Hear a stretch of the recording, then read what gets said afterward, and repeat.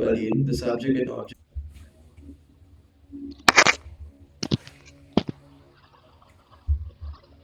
Lucy and Aline are both vertices, and the predicate married to is the label of the edge that connects them.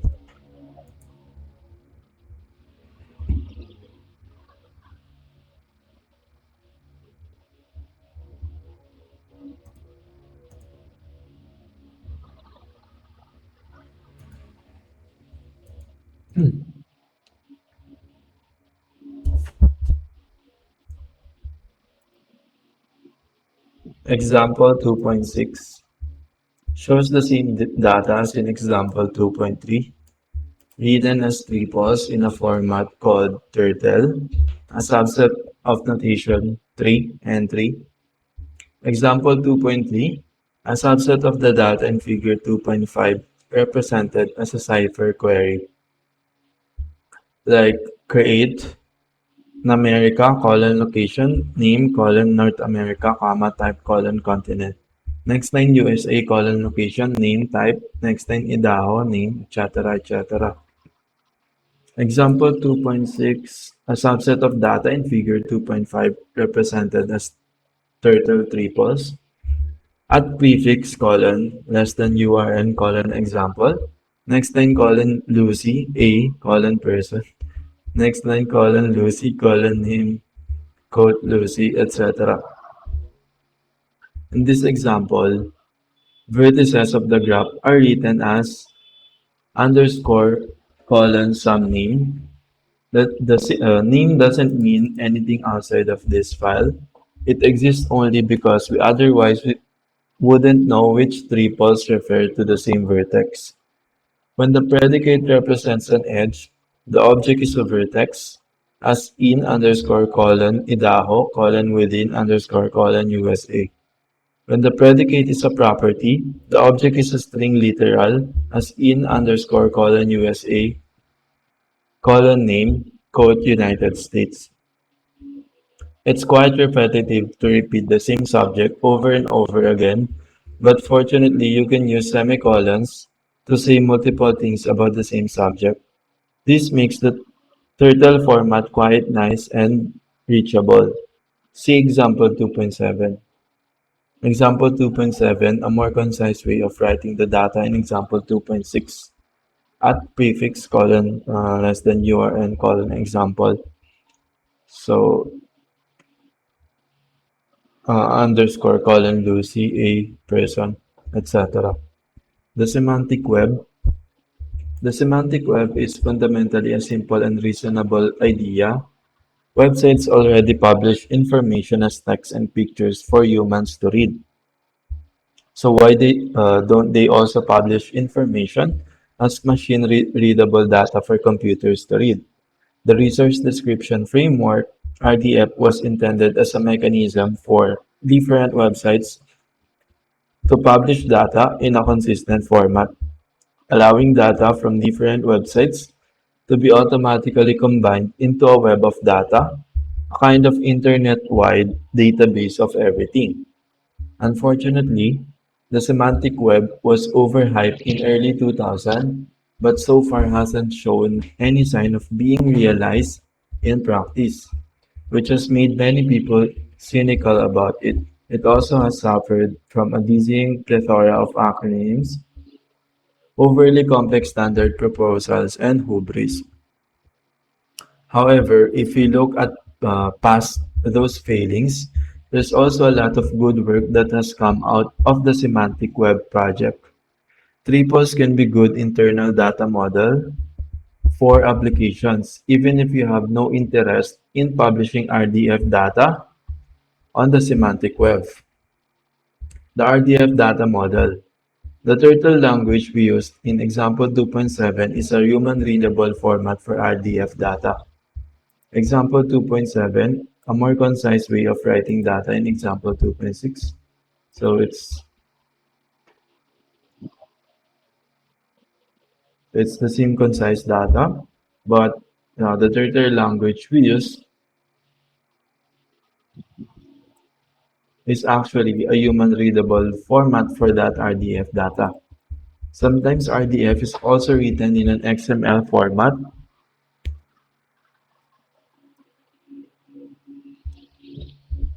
which does the same thing much more verbosely. See example 2.8, turtle or entries, preferable as it is much easier on the eyes. And tools like APIC Jena can automatically convert between different RDF formats if necessary. Example 2.8, the data of example 2.7 expressed using RDF or XML syntax. So less than RDF colon capital RDF XMLNS equal code URN colon example. And the next line location RDF colon node, IDAO, etc. RDF has few quirks due to the fact that it is designed for internet-wide data exchange. The subject, predicate, and object of a triple are often URIs. For example, a predicate might be an URI such as or, comma, rather than just within or leaves underscore in. The reasoning behind this design is that you should be able to combine your data with someone else's data. If they attach a different meaning to the word within or lives in, you wouldn't get a conflict because their predicates are actually and. The URL doesn't necessarily need to resolve to anything. From RDF's point of view, it's simply a namespace. To avoid potential confusion with HTTP ://URLs, the example in this section use a non-resolvable URI such as URN example within. Fortunately, you can just specify this prefix once at the top of the file and then forget about it. The SparkQL query language. SparkQL is a query language for triple stores using the RDF data model. It is an acronym for SparkQL Protocol and RDF Query Language, pronounced Sparkle. It predates Cypher, and since Cypher's pattern matching is borrowed from Sparkle, they look quite similar. The same query as before, finding people who have moved from US to Europe, is even more concise in Sparkle than it is in Cypher. Example 2.9, the same query as example 2.4 expressed in Sparkle, prefix less than URN example greater than. Select question mark person name where question mark person name question not person name dot. Next line question mark person born in / within asterisk / name quote United States, then closing semicolon. The structure is very similar. The following two expressions are equivalent. Variable starts with a question mark in SparkQL. Person to born in to within to location Cypher. The next line question person born in / within question location. Because RDF doesn't distinguish between properties and edges but just uses predicates for both, you can use the same syntax for matching properties. USA open semi-curly bracket name quote United States. Hashtag Cypher question mark USA name United States in the following expression, the variable USA is bound to any vertex that has a name properties whose value is the string United States. Sparkle is a nice query language even if the semantic web never happens. It can be a powerful tool to use internally. Graph databases compared to the network model. In our document databases repeating history, we discussed how Codacil and the relational model competed to solve the problem of many-to-many relationships in IMS. At first glance, Codacil's network model looks similar to the graph model. Are graph databases the second coming of Codacil in disguise? No, they differ in several important ways. In Codacil, a database had schema that specified which record type could be nested within which other record type. In a graph database, there's no such restriction. Any vertex can have an edge to any other vertex. This gives much greater flexibility for applications to adapt to changing requirements.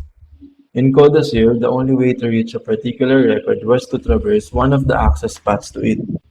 In a graph database, you can refer directly to any vertex by its unique ID, or you can use an index to find vertices with a particular value. In CODASIL, the children of a record were in ordered set, so the database had to maintain that ordering, which had consequences for storage layout, and applications that inserted new records into the database had to worry about the positions of the new record in these sets. In a graph database, vertices and edges are not ordered. You can only sort the results when making a query. In CODASIL, all queries were imperative, difficult to write and easily broken by changes in the schema. In a graph database, you can write your traversal in imperative code if you want to, but most graph databases also support high-level declarative query languages such as Cypher or SparkQL. The foundation, the Datalog. Datalog is much older language than SparkQL or Cypher, having been studied extensively by academics in the 1980s. It is well known among software engineers, but it's nevertheless important because it provides the foundation that later query languages build upon. In practice, Datalog is used in few data systems. For example, it is the query language of Datomic and Cascalog is a Datalog implementation for querying large datasets in Hadoop. Datomic and Cascalog use a closure-as expression syntax for Datalog. In the following examples, we use a Prolog syntax, which is a little easier to read, but this makes no functional difference. Datalog's data model is similar to the triple store model generalized a bit. Instead of writing a triple subject predicate object, we write it as predicates with a parameter subject comma object. Example 2.10. A subset of the data in figure 2.5 represented as Datalog facts. Name, numerical, comma, code, North America, etc. Now that we have defined the data, we can write the same query as before as shown in example 2.11. It looks a bit different from the equivalent in Cypher or SparkQL, but don't let that put you off. Datalog is a subset of Prolog, which you might have seen before if you've studied computer science. The same query as example 2.4 expressed in Datalog within underscore recursive location comma name colon name location comma name next line within recursive location comma name next line migrated etc. And example 2.4 Cypher query to find people who immigrated from the US to Europe, match person, then return. Cypher and Sparkle jump in right away with select, but Datalog takes a small step at a time. We define rules that tell the database about new predicates.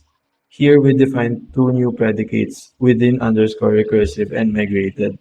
These predicates aren't triples stored in database, but instead they are derived from data or from other rules. Rules can refer to other rules just like functions can call other functions or recursively call themselves. Like this, complex queries can be built upon a small piece at a time. In rules, words that starts with an uppercase letters are variables, and predicates are matched like in Cypher and SparkQL. For example, name, parameter location, comma, name matches the triple Numerica, comma, quote, North America with variable banding location equal Numerica and name equal, quote, North America.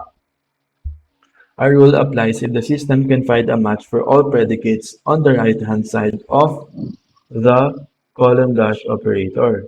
When the rules applied, it's as though the left-hand side of the colon was added to the database, with variables replaced by the value they match. One possible way of applying the rules is thus: first name, parameter Numerica, comma, quote, North America exists in database. So rule 1 applies. It generates within underscore recursive Numerica, comma, quote, North America. 2. Second, within parameter USA, comma numerica exists in the database and the previous step generated within underscore recursive name numerica, comma North America. So rule 2 applies. It generates within underscore recursive parameter USA, comma North America. By repeated application of rules 1 and 2, within underscore recursive predicate can tell us all locations in North America or any other location name contained in our database. Figure 2.6 determining that Idaho is in North America using the data log rules from example 2.11. Now rule 3 can find people who were born in some location, born in, and live in some location, living in.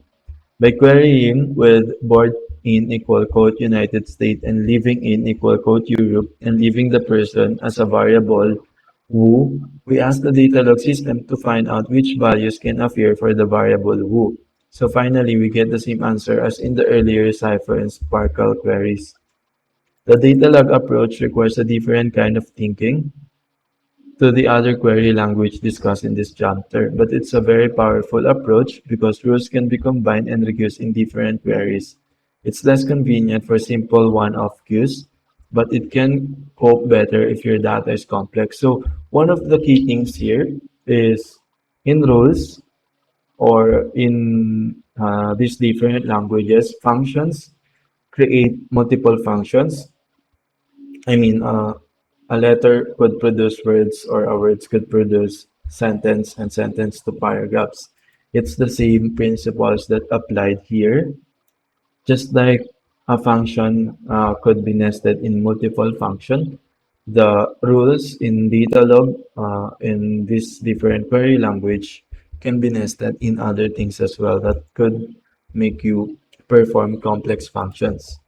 Summary: historically, data started out being represented as one big tree, the hierarchical model, but that wasn't good for representing many-to-many relationships. So the relational model was invented to solve that problem. More recently, developers found that some applications don't fit well in the relational model either. New non-relational NoSQL data stores have diverged in two main directions. Document databases target use cases where data comes in self-contained documents and relationships between one document and another are rare. Graph databases go in the opposite direction, targeting use cases where anything is potentially related to everything. All three models, document, relational, and graph, are widely used today, and each is good in its respective domain. One model can be emulated in terms of another model. For example, graph data can be represented in a relational database, but the result is often awkward. That's why we have different systems for different purposes, not a single one-size-fits-all solution. One thing that document and no graph databases have in common is that they typically don't enforce a schema for the data they store, which can make it easier to adapt applications to changing requirements. However, your application most likely still assumes that data has certain structure. It's just a question of whether the schema is explicit, enforced on write, or implicit, handled on read. Each data model comes with its own query language or framework, and we discuss several examples: SQL, MapReduce, MongoDB's aggregation pipeline, Cypher, Spark QL, and Datalog.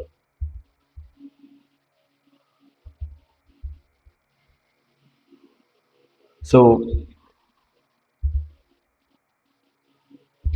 the similarities of there's more similarities in graph and document database than graph and relational databases. One is they don't enforce schema for the data they use. So your data most likely have a structure. It just depends on that structure uh, to which data model which you will use, whether the schema is explicit, enforced on write, or implicit, handled and read. And each of those data models, whether it's graph, document, and relational, have its own query language or framework.